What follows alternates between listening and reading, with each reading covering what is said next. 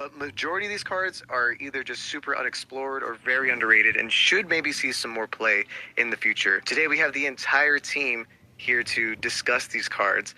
You got myself, Marcos. Hello, it's Declan. Hello, it's George. Hey, it's Albert. The first one we got is Damage Condenser, and this is a card that has finally seen a recent top in this Gigabyte deck that ran, I think, just one of them. But we, at Team Starlight, have actually been messing around with Damage Condenser in a bunch of different decks, especially Declan in Frogs, right? Yeah, I mean, the fact that this card can search any monster from your deck, assuming that they're low enough attack points, and the most broken monsters in the format are Substitute and Lonefire, which are mini boys that just get searched for free off of this guy. It's super. I actually remember, Marcus, when we first met, you showed me this card Yeah. like 2 years ago, or like close to that, and I was just like, wow, never seen this card before, and I didn't really believe in it then. But as the format's gotten faster, it just seems really, really good to be able to get to your. It's like another starter. Yeah, I think that's the important part. These combo decks like Forgs and Gigabytes, like just having more starters is ideal. And I think the other part that people don't realize about Damage Condenser, because you might think it's too slow because your opponent has to attack, it actually is just about battle damage. So you could swing in with like a weak Dandelion or a Dupe Frog, and as long as you get damage, you can activate Damage Condenser's effect, and it can't be hit by Royal Oppression because it's during damage step. So yeah, it's a whole, or damage calculation, I mean, sorry. So it's honestly super unexplored. It's only been really used in plant engines so far, but I would love to see it being used in other things in Edison format. There's a lot of really broken small cards. Okay, next up is a personal favorite card of mine, but I think going into this new meta, Big Burn, I genuinely think is the counter to Forks, because Big Burn is one of those cards that seems kind of situational, which it is. So I don't see people main decking Big Burn, but I definitely can see if you have an issue with Forgs specifically, this destroys them, because if they try to activate Salvage, normally you can't Crow Salvage because it still gets the other monster, or if they try to Pot of Avarice, like there's a lot of cards that they have that target cards in the grave, and those cards, if they get blown out by Big Burn, they can just lose on the spot, because banishing every single monster is insane. Obviously, the downside is you banishes your own monsters, but I think there's plenty of decks out there that don't care that much. Some that come to mind are like Hero Beat Stun, Glad Beasts, and of course Chain Beat. So what I really like about this card is, like, obviously you said it's really good for Forgs, but it's also good into other matchups like Vayu. I remember it being pretty Yes. good. So it's like, it's a little bit different from things like Chain Disappearance or, like you said, DD Crow. Like, it hits different things. But I love the fact that it hits Salvage and Avarice. Like, those are two really big cards in Forgs. And you don't really care about, like, the Treeborn Frog as much as you do about, like, hitting those big +1 cards. So I think the fact that it's good into multiple matchups is also really nice. Yeah, it hits like Vayu, because Vayu does target the other monster in the grave, which is insane. It can be even decent into like some Blackwing decks that are running like hybrid Vayu, because it also hits Blizzard. It hits any of those monsters like Junk Synchron, Debris Dragon. Yeah, there's just a lot of things. Miracle Fertilizer comes to mind, that's seeing really huge prominence in both Gigabyte and Amaryllis decks. So yeah, if a deck runs cards that target the grave, I think Big Burn is going to see some interesting plays. Don't be surprised if you get blown out by this in the future. This is my son. I love Arcana Force the Fool.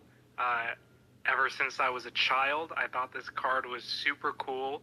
And, like, looking at it now, it's just really good. Like, there's some decks that cannot out it at all. And I think that the fact that the coin flip really doesn't matter, like, it either is neutral or in your favor, because you don't really target it with your own effects if you do hit heads, but if you hit tails and your opponent isn't able to target it or destroy it by battle, if you watched the Jank Tank episode that we posted most recently, I made a list with this in Kaiser Coliseum that also utilized like creature swap, and there are some situations where it's like this meta, I mean, for valid reasons, doesn't really have any answers for this card specifically. It's kind of like dupe block, but potentially even more annoying. So I think this card's awesome. It's just there's some flaws with it, like piercers, but other than that, it's really good. That's why the creature swap felt necessary, but I think it's a really underexplored card, and yeah, you could just do a lot with it, especially just in fairies, which is always a pretty flexible deck. You could put in a bunch of like cool tech cards. And there's also other ways to summon it out, like 1-for-1 and damage condenser even. So it's like not just fairies that can potentially run this guy as like a attackable card or a slidable card. Who knows? I will say the only issue with damage condenser specifically is that it has to be in attack mode. But otherwise, I do think there's a lot of ways to tutor it out or cheese it out, which is really cool. Yeah, it's mainly like 1-for-1, Nova Summoner is really good, so just any of your recruiters. Like, when I was playing that fairy list, it's actually pretty easy to just special summon it and get its effect. And what I liked about it is, like, worst case scenario, it's just like a Spirit Reaper. Like, if you draw it, you just set it, you know, and it'll just wall off for you. So it's just a really, really good card, I think. Yeah. Oh man, Spirit Reaper type cards. There's not many, but they're all annoying if you don't have the out. Okay, so here is my personal favorite card of the entire format. I am obsessed with Continuous Traps. Limit Reverse, I think, is still heavily underutilized in this format. I have showcased it in our video that we made about Limit Reverse plants. I think Lone Fire Blossom obviously synergizes extremely well with Limit Reverse, but there are so many really cool Limit Reverse targets in this format. None of them are really in the meta decks, which is probably the main reason why we don't see it.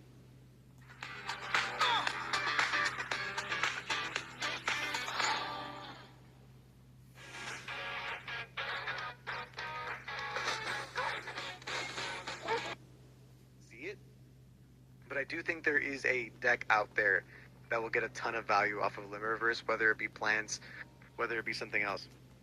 And I do think specifically Gigavise type decks, some of them were taking Call of the Haunted, which makes a ton of sense because it helps you get your Gigaplant back. But I do think there's like a Gigavise deck out there that could also potentially go in on Limit Reverse, targeting Dandy, targeting Lone Fires, and continuing doing big extensions, because the deck kind of can run out of steam sometimes if they get their one summon or one thing negated or dealt with. And I think Limit Reverse helps you kind of deal with multiple back row a little bit more effectively, rather than hoping to draw like a Heavy Storm or Giant Tornado or Sweepers and stuff, you know?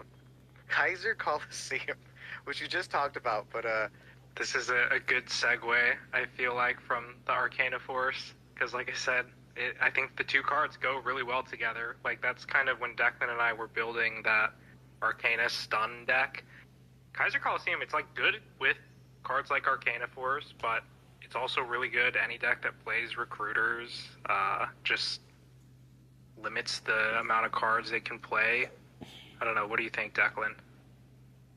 Yeah, I mean, Brownick innovated with this card at RBET Rulers, but it's just a really solid floodgate that's been underexplored. I mean, anybody who knows me knows I hate floodgates, so I wouldn't love to see Kaiser Coliseum become like a staple in the meta, but we're in a format where there's only one MST, and if you could just play something like Hero Beat and just summon one monster and activate Kaiser Coliseum, and all of a sudden every combo deck or every deck that wants to summon multiple cards, Blackwings that can't summon, their Blizzard, get the effect.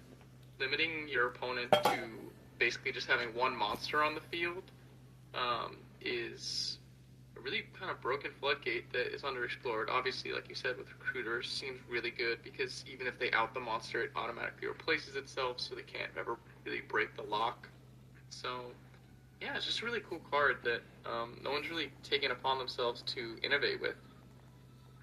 yeah, I actually brought recruiters, and I feel like zombies, weirdly enough, could do something with this. Kind of force your opponent into attacking the recruiters, into just like playing, not being able to do too much until you want to, because it doesn't stop you from making more summons. It just stops your opponent, which is pretty broken. So you can that's pretty cool idea, just to like stall out the game until you go for your big push, because like zombies are in kind of a weird place right now. So I like that idea. Never thought about that one. Yeah, so beast mode, Kaiser Coliseum zombies win. So here's a little card that any Gemini player that cared about Gemini will know, but it actually has a couple decent targets, and we'll talk about those in a second. But Albert, thoughts on Reinforced Truth? Yeah, Reinforced Truth in Edison, it hasn't really been used too much outside of a Gemini to grab Gemini Soldier, but there might be a few other targets for this card. We have Torapart, which is a level 2 tuner. Unfortunately, it can only make warrior type synchros, but we do play a few good ones in Edison. We have Goyo Guardian, Gaia Knight, Urbellum, Colossal Fighter, yeah. Colossal Fighter. And the other part that's like interesting is like the card Emergency Teleport is limited to 1, right? Right.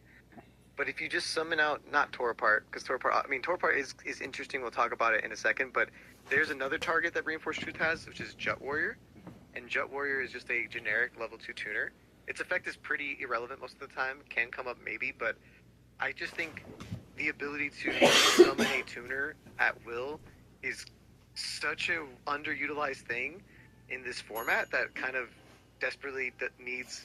Like if E-Tele was at more than 1, it'd be run all the time. That's the only reason why I feel like Welladad isn't super dominant, because it's not consistent, right? But this is at 3, so you could run a small tuner package and Reinforced Truths and just have your guys out. It's a little slower, obviously, and you probably want to activate it on your opponent's turn at the end phase because you don't want to lose your battle phase. But who knows? Maybe zombies can find some way to do this. I keep bringing up zombies, but this feels like it fits their goal, because they usually are kind of low on tuners. They're desperate for tuners. They run double Diva sometimes just to fulfill that.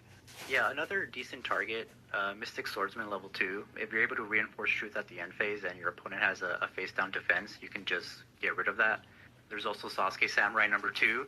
Probably not the best card, but you can pay 800 life points in your main phase, and until the end phase, you cannot activate spells or traps. It's just a cold wave, so in decks that could use a second, third, and fourth cold wave, Reinforced Truth is there too. So yeah, there's a lot of applications. It's a full toolbox of level 2 or lower warrior monsters that are out there. But the one in particular that we're gonna heavily showcase here in this video is Torapart, which we mentioned briefly. But there's something really spicy about having a dark tuner that is searchable with Reinforced Truth. This card has the downside of only being able to synchro summon warrior synchro monsters, but that warrior synchro monster won't be affected by traps during the battle phase. That can be really good because we've seen how amazing Galvatron can be in this format, and having just like a Goyo Guardian freely ram and steal monsters can be kind of devastating. Goyo Guardian would be the most ideal. You can also make Colossal Fighter and just having a big bungus to get in. I've been trying to cook with this card for a while now. I haven't really gotten there, but my latest iteration is like a warrior solidarity deck that me and Declan have been trying to cook up. So there might be some utility in there, just spamming out big warriors and big warrior synchros and getting in for big damage. Private video chat only. No public rooms, just real interaction. ペットボトルを1回転させて立たせるだけ。チャンスは1人3回だ。最後の1人まで。 Big damage. Yeah. It's worth noting that Deep Prison is still the most popular card in the format, and this directly is a counter to that. So, and everybody and their mother plays Mirror Force, so definitely like a relevant bonus effect that this card has. Yeah, this card is just like so close to being broken if it just gave that warrior synchro monster a little bit more defense than just the battle phase. But yeah, in a different world, right? It's annoying. Next up, we got Interdimensional Matter Transporter. George, take it away. Yeah, I think this card's really good. It's seen some very niche play in some hero decks. I remember like a while back, but I've been trying to do something with this card because I think that it has a lot of potential. Like the most common thing that people see with it is that it's just a free Raigeki if you have Ab-Zero up. Absolutely. And usually you can time it to where like, you know, you summon Ab-Zero and then they try to stop it with one of their own cards, and then you can just Matter Transporter, blows up their whole field, and it just comes back. But I think my favorite part about this card is that it doesn't special summon the monster back, so you can potentially use cards like this for Light and Darkness Dragon. like if kind of the simulation in my head is if you summon Lad, they have to use 2 cards to out it. So they would go like activate a card, Lad would activate, they'd activate another card, and if you chain this card, Matter Transporter, it'll banish your Lad. When Lad comes back, it gets all of its attack back, which I think is just super solid. Your opponent is going to be out 2 cards that tried to out it. But it can also bring back stuff like Dark Arm Dragon, Vanity's Fiend, to just make it so you can special summon, but then your opponent can't. So there's like a lot of underexplored uses for this card that I think would make it viable as like a cool tech. Yeah, I actually thought that this card could be one of those cards that can also be used in like the strange decks that like run Fusilier. Fusilier Dragon is usually just used because you set it to tribute it off with like Eradicator. But if you interdimensional matter transport it while it's regularly just in attack mode, it'll come back with all of its attack stats, full 2800. Same thing with the Beast King Barbaros. So I've been messing around with something like that just to like see, can I make Beast King Barbaros and Fusilier just big? I hope people get inspired by us bringing this up, and maybe they'll cook with it, you know?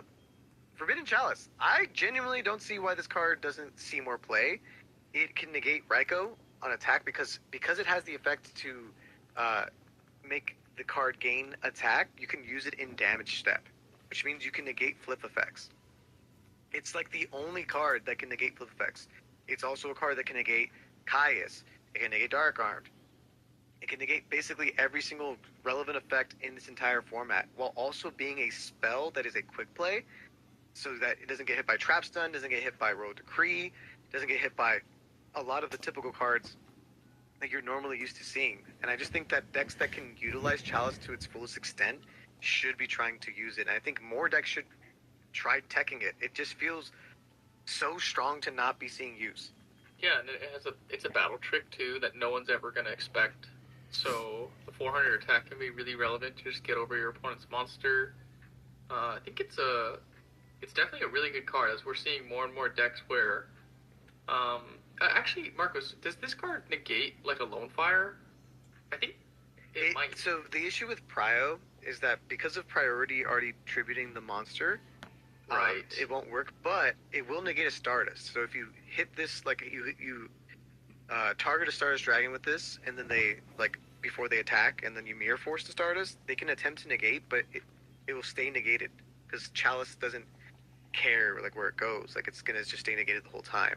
So Chalice has, like, a lingering effect that also affects Substitoad. So sometimes people go for, like, a Substitoad combo, right? They'll summon Substitoad, tribute the Treeborn, you chain Forbidden Chalice targeting the Substitoad, and then now they can't tribute that Substitoad because it will just be fully negated. So I think that's and a very they relevant can thing. actually, but it won't resolve. Yeah. So if they misplay into this one, like it could be devastating for them. Oh, 100%. I think there might be some people that could steal some Fork matches against newer Fork players that don't know the rulings. And I actually saw that in real time at an RBET. Somebody was running this card against the Frog player, and the Frog player was like, he did that play where he like tributed the Substitoad, and then he had to call a judge to like confirm that it doesn't work, which is crazy. What a crazy swing in tempo. So Chalice, guys, it also comes ulti. It's a beautiful The ulti's ulti. gorgeous. The It ulti's looks gorgeous. so nice. Got life. Yeah, I think this card it reminds me of like Compulse, where you'll spend all this time trying to like play around certain cards or traps, like, okay, if it's Deep Prison or Bottomless, I'm gonna do this. And then it's similar to like, I mean, I guess why I'm comparing it to Compulse is because when people drop this, you just like never expect it, you know? It's never on your list of like things to play around, and I think that's what makes it so strong. Yeah, totally. And I think probably the best decks that can run it are going to be decks that are really just worried about monster effects for the most part, like Raikou's and whatnot. Mostly just like Raikou. Decks like Ancient Gears. Ancient Gears, if you can get out your Gadgetron, they're not worried about any back row. They're just worried about monsters. So, something to think about when you're building your next big machine monster deck, right? Now let's split up and look for clues. Right. Sentry Boy is a strange card because it has the weird ability to synchro with cards in your hand. It would be better if it was just something you can do, but unfortunately, you have to synchro with cards in your hand, and it's kind of cool though because you can cheese out some really big, strong monsters. You can make Red Dragon Archfiend with no downside of having its ability to blow up other monsters you have because that monster will be negated. But one big downside, unfortunately, is that Eccentric Boy, all the synchros that it makes, they'll just be banished if they're removed from the field. But I don't know. There's a lot of ways to recur banished monsters in this format. DDR, Return from a Different Dimension, a bunch of other continuous traps we're going to talk about later. So I do think Eccentric Boy has not really seen the love that I think it deserves. I think there's probably a deck out there that can tech one or two and have some really strong success, especially if people really want Eradicator Epidemic Virus in their side deck and stuff. Like this card in Bayou would be insane. You just use this and Sirocco to make a level 8 synchro. Sirocco is now in Grave, and then you can tribute it off for like Eradicator or Deck Dev, whatever you want to do. I think there's just a lot of decks that are kind of afraid of using something like this, but Yeah, it's a cool card. I think just being able to like summon a ginormous bungus, like when your opponent's not really expecting it, can be really powerful. And you definitely have to, in my head, you definitely have to build around this card. So it's like, I think there is some spice to be had that is unexplored with it. That, like you were saying, utilizing the banished pile in some way to build around this guy, because he can just summon huge mans with no cost. yeah, you're right. It definitely feels like a card that you build a little bit around, but since it's not really that searchable, like I just want to see it be like splashed in something, you know. I think even as like a one of in Vayu, Albert, you're a Vayu main, you're a Vayu turbo guy. Slap the boy in there. Next up is Common Charity. So Allure of Darkness is at 1 in this format for good reason. Dark monsters are pretty good. This is Allure of Darkness for normal monsters. And ultimately, the biggest issue in this particular format is that most of the normal monsters in this format are kind of meh. They're kind of whatever. But there are a lot of decks Go to your beast. that do have normal monsters that are semi-searchable or Heroes. very searchable. The first one that comes to mind is Heroes. Yeah. They have a lot of normal monsters that you could use Common Charity for. We're seeing a rise in Elemental Hero Voltic pop up. Imagine you can Common Charity banish a Neos, and then you can special summon that Voltic. Then you can special summon that Neos with Voltic or something, right? Another deck that could use the draw engine I think and it's stuff could Zodia. be Glad Beast. They have their own Yep. searchable level 4 Did I just not say Glad those? Beast monster. That is, you just use Proving Grounds and then Common Charity it away. It's not ideal, but there's a way for you to get some value off of some of these decks that can search normal monsters and stuff. Draw power is draw power. I don't know. I think you've proven with a few decks that they can be competitive, like somewhat viable. If you have an engine that revolves around Common Charity, because draw 2 banish, having four if you played Allure, 4 copies of that in your deck's gonna be really consistent with whatever it is trying to do. So I think it's just a facilitator and a nice draw engine. Inverse Universe, a really fun battle trick. There are a lot of monsters in this format with a huge defense. Gravekeepers come to mind. Gravekeeper Spy, all of the frogs, and Substitute. These are cards that gain a lot of value off of switching attack and defense. And some of the most popular cards in this format, Machina Fortress, Machina Gearframe, Caius, these are all monsters that have really bad defenses. So this battle trick ends up being a lot stronger, and the craziest part about it is that it's permanent. So you can turn some of your weaker monsters into 2k beaters forever until they're gone. And you can turn Dark Realm Dragons that your opponent has into a 1000 attack little guy. This card could be used in more decks in this format that aren't just like the jank stuff that I'm coming up with. I do feel like there's stuff out there that could really utilize Inverse Universe. These next two we're going to talk about at once because they're both very similar. So we have Miraculous Descent and Escape from a Dark Dimension. So Miraculous Descent and Escape from a Dark Dimension both special summon.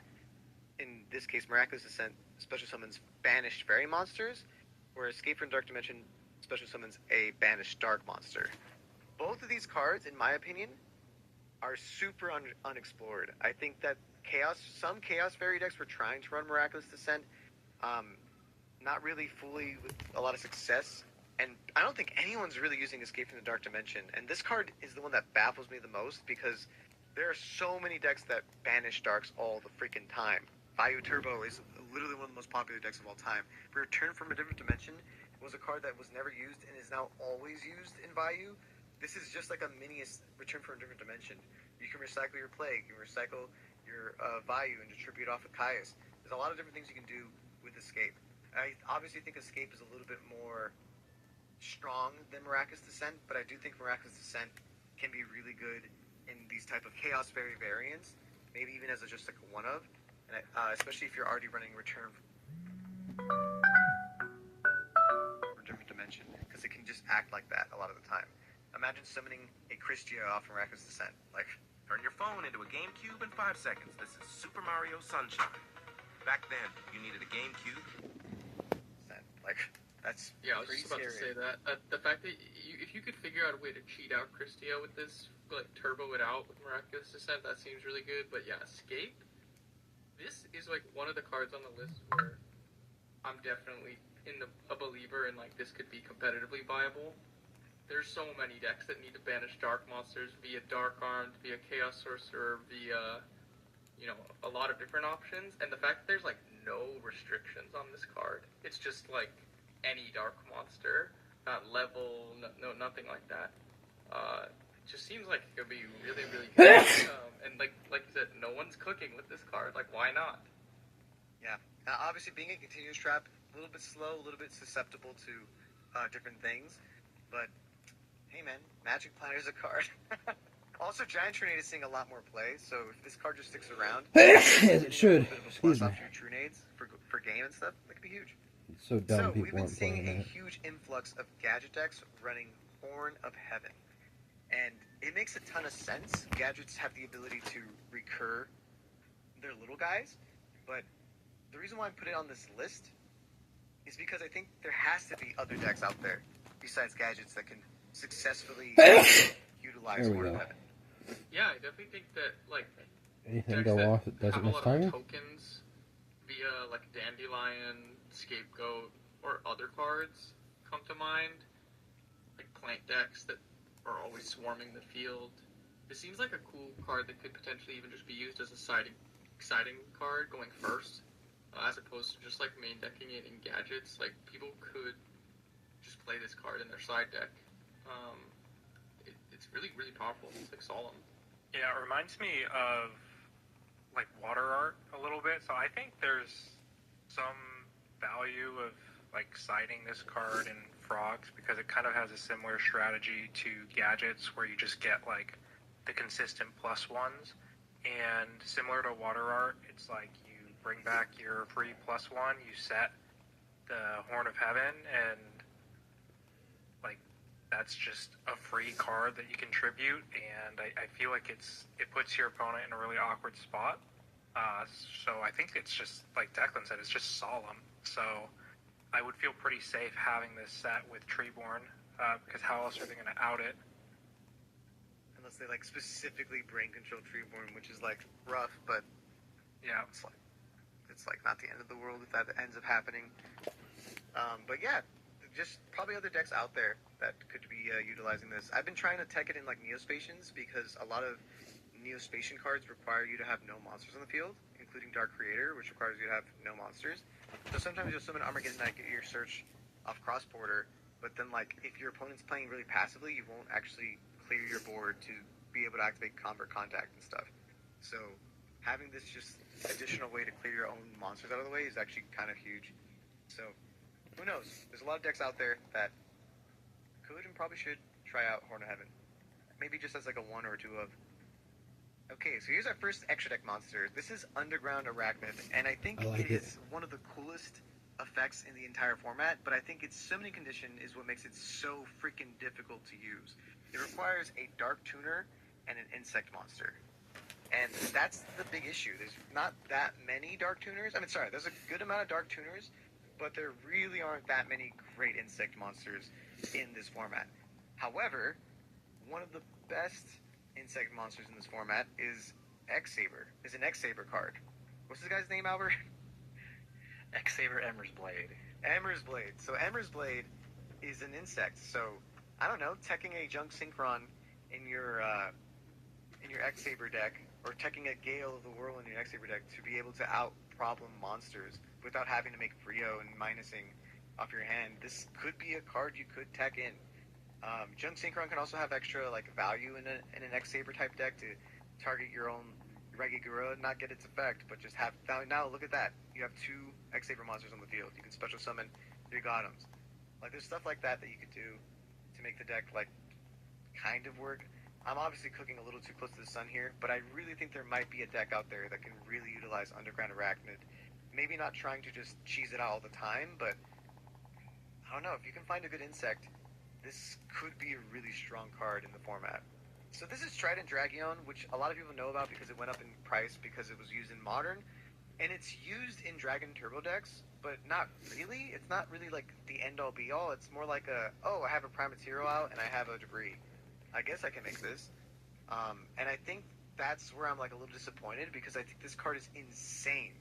It can completely OTK on its own, and I kind of want to see more people utilize decks that can turbo out Trident Dragion. Debris Dragon plus a level 2 monster and Limit Reverse. So Debris Dragon with a level 2 monster engraved and a Limit Reverse is Trident Dragion on the spot because you can make Iron Chain and then make Trident Dragion. You can pop the Limit Reverse, that's 6k on the field right there. And as long as you have another card, it's 9,000. It definitely makes sense to try to like utilize this card more. And a good rule of thumb with almost any card in Edison is if it's like banned or played in Modern at all, There's a chance it's then good. you know it's good enough to be played in Edison. Yeah, this card was broken. It was like $1 billion until it got reprinted. So now it's affordable and people can play it. Yeah, and since it's cheap, try it out, right? Just try it out. Oh, so maybe you like it, maybe you don't. Right. Next up.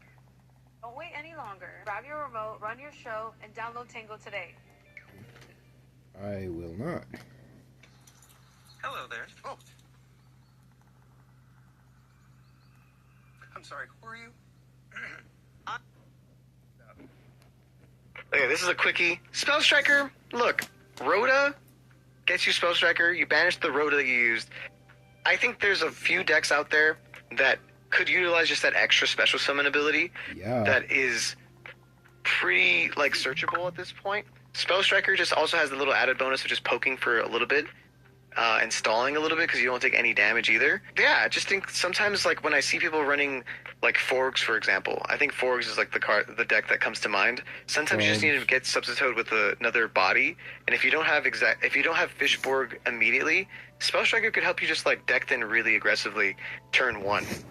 Whereas you can't really do that turn 1 unless you have 1-for-1 or you have, Swap Frog. There's a lot of ways you can do turn 1, but just an additional way to just turbo out multiple monsters turn 1.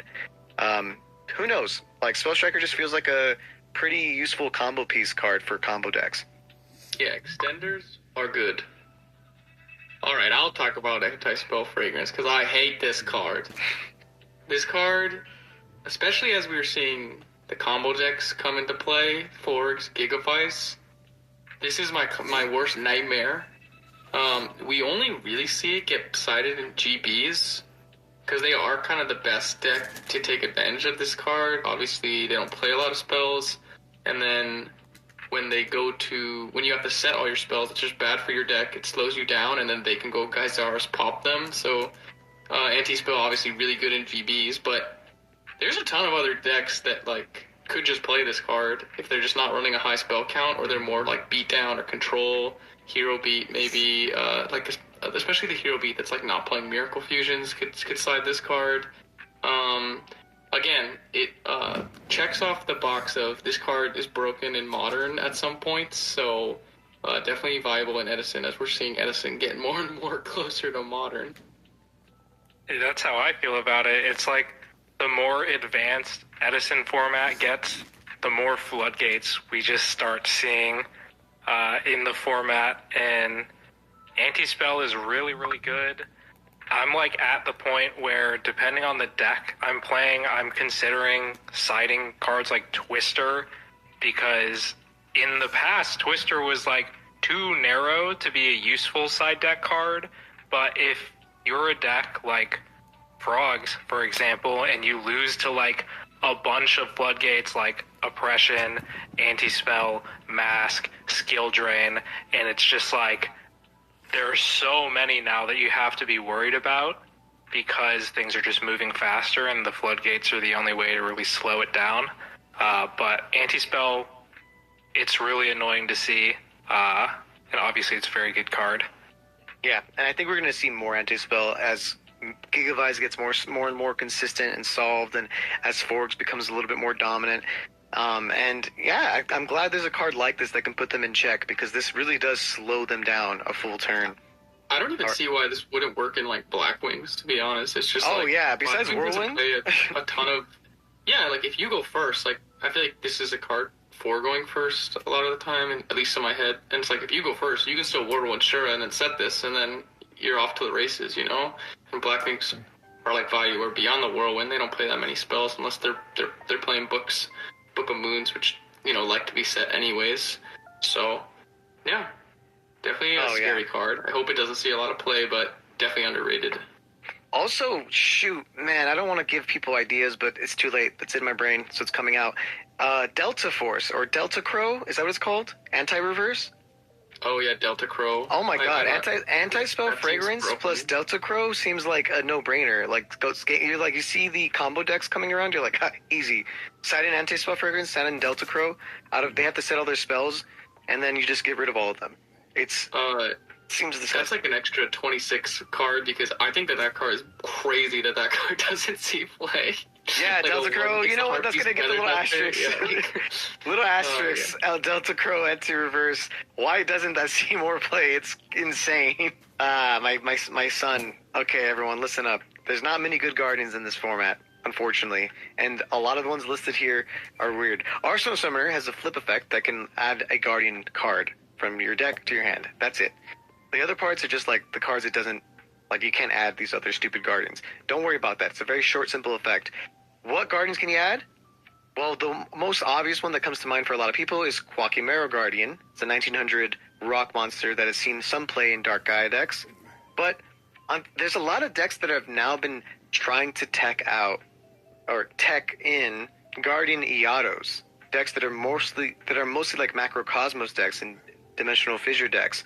Those decks, in my opinion, should have a little bit more of a consistency booster in the form of Arsenal Summoner, because if you have like a D Fissure and an Arsenal Summoner here, out of nowhere you have the ability to just summon out a huge monster the next turn. So I just think they're not great Guardian cards in this format, but Searchers are few and far between in this format, and Arsenal Summoner, while very slow, is a decent Searcher with good enough stats to not be hit by deck dev. Yeah, this is a weird card. Like I wonder how Konami had to how they've had to play around this card with what they cannot name Guardian, because I'm sure something has been printed in 15 years that's been a Guardian card that they're like, oops, now it's searchable by Arsenal Summoner. I guess it's just too slow for Modern because it's a flip effect, but it's really funny that the Searchers don't really exist like this, where it's not really archetypal.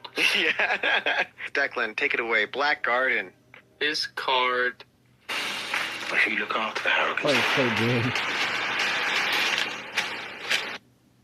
Card is broken, and it makes people's minds turn to goo. I think that this card is one of the cards on this list where it could just be so meta, but nobody. There's just a handshake rule between all the Yu-Gi-Oh community to not make this meta, and the only one going against the grain is a friend of the channel, Raunek. He's proven that this card is broken. He's topped multiple events with Black Guardian in the main and in the side, even multiple copies in the main. A lot of decks cannot really deal with this card effectively if they don't have the out to it. It slows everyone down, and there's a ton of insane combos that you can do with this card by building around it with monsters that have attack points in intervals of 800. It's just one of the most complex cards in the game. We could talk about it. We could have a whole video dedicated to this. It has some of the most complicated rulings out of any card, so you really got to know your stuff with this one. Classically has been used with the Gear Town engine as just a searchable card you can get off terraforming. I've tried playing this card in zombie decks because it's like a crazy extender that you can combine with instant fusion to get the Reaper on the Nightmare. That's an 800 attack monster. So I think Raunik, being a frog player, has cooked with this, but I think this card has more potential outside of frogs that like no one has been willing to go yet. This card, if you were truly a dedicated master and you learned this card and you cooked and you made something that people were not prepared for, you would win matches, many matches off people just misplaying off you left and right, because no one's going to be prepared for this card. Declan, tell us about your pride and joy, the luchador dragon himself, Dragon Ice. Might be going a little too far to call it my pride and joy, but I just think that this card is really interesting when I learned the fact that, okay, if you don't know, this card is like a hand trap, or it can be used in the graveyard. So if your opponent special summons a monster, you can discard a card to special summon this from your hand or graveyard. And the interesting ruling that I learned is that you can discard Dragon Ice itself from the hand to special summon it itself. So that ruling alone was just like, that made my ears perk up, like, there must be something really interesting that you can do with this card. Obviously, we know that hand traps are good in general. Being able to interact with your opponent on their turn in a way that doesn't involve like traps that they can just heavy or MST away. This card's a body that can like stop pushes. I think it would be like a little more relevant if it had slightly better defense, like Vayu's like monsters couldn't get over it really easily. But obviously with Fishborg seeing more play, like this is a monster that can just special summon itself and then synchro with Fishborg. It can synchro with like Junk Synchron to make 8s or 9s if you have Treeborn. So just like really interesting card that I don't think a lot of people know that ruling. So if you didn't know, now you know. Yeah, because that makes it actually kind of useful. Otherwise, it'd be kind of like you're negging a lot, but if it's not a neg, like having just that body can be pretty nice. Yeah, right. Who knows? Like, there's a lot of decks that like having just good generic waters. It's a dragon too, so shoot, like dragon decks could run it too. Okay, Level Eater. It's banned, by the way, in Modern. It makes sense. Being able to, with no limit, summon a monster over and over and over again seems pretty strong. This card is like a combo player's dream. We've seen people break decks with it in the form of like Exodius frogs, but I think it has more potential to be cooked with, and it's just kind of really underexplored. It's also just relevant that it's like a dark, so you can send it off of like Armageddon Knight or like Greffer feeds Dark Armed. You basically just need to devise ways to convert a body on board repeatedly. But if you can figure out some sort of way to convert this guy, the fact that he can just keep coming back with no limit, that's like Fishborg. And it took a while for people to realize that you could just break the game with Fishborg, but now it's been done. So I think it's only a matter of time before someone figures out a disgusting combo with Level Eater. And also just that like 600 attack, it doesn't seem like a lot, but sometimes that's all you need to go for game. You might just have like a big monster, not even that big, like level 5 or higher is not that big of a deal. You just summon out Level Eater, out of nowhere you have 600 more attack than you previously would have. So Lightsworns come to mind as a deck that sometimes you just summon JD, but it's not enough. JD plus Level Eater is game. Like, there's like stuff like that. Like, it's a deck, it's a card that could see more use, especially like in like the Twilight type decks. It's a dark. Like, you guys are, they're like people main decking Crow just to fulfill their dark count. Bro, put in the Level Eater, man. See how it goes.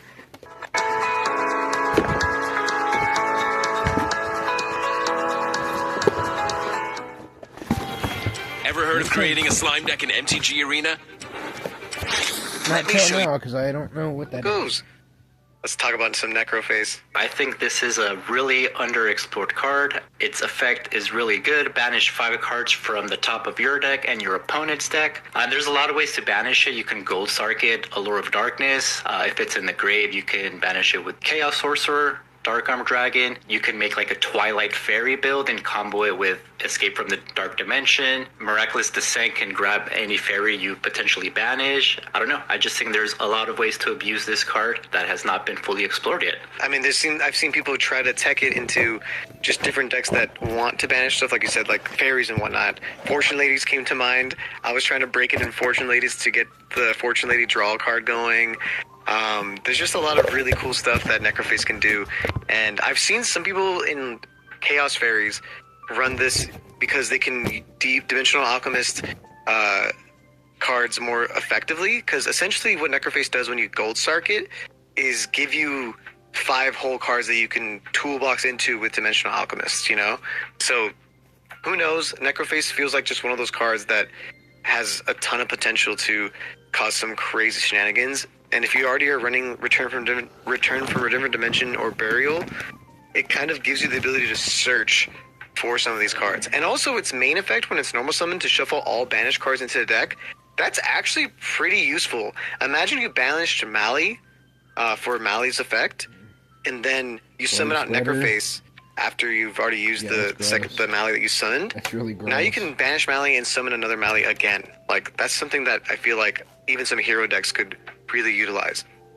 Necroface is at 1 in Edison for a reason, so I definitely think there is some unexplored potential with this card. So let's see what you can cook. And Lau, the final 25th card, Skill Successor, is a card that feels like a modern card. It's the first breakthrough skill-like card, and it's sad that breakthrough skill didn't get called a Skill Successor-like card because Skill Successor did it first.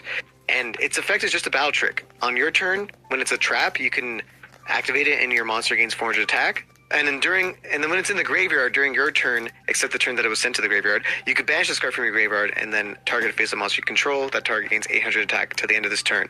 So during damage step, you can out of nowhere just like swing for game. I've used it a ton in Chain Beat, so that's why I know how that can be, but I feel like other decks could utilize it.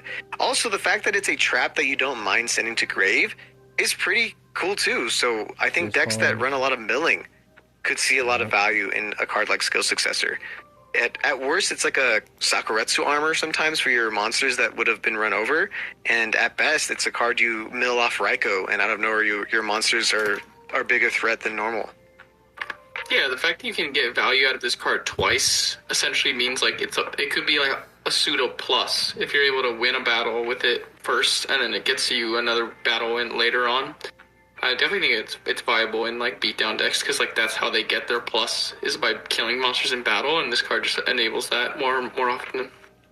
So yeah, so that is our list of the 25 most underrated cards in Edison format. If there's an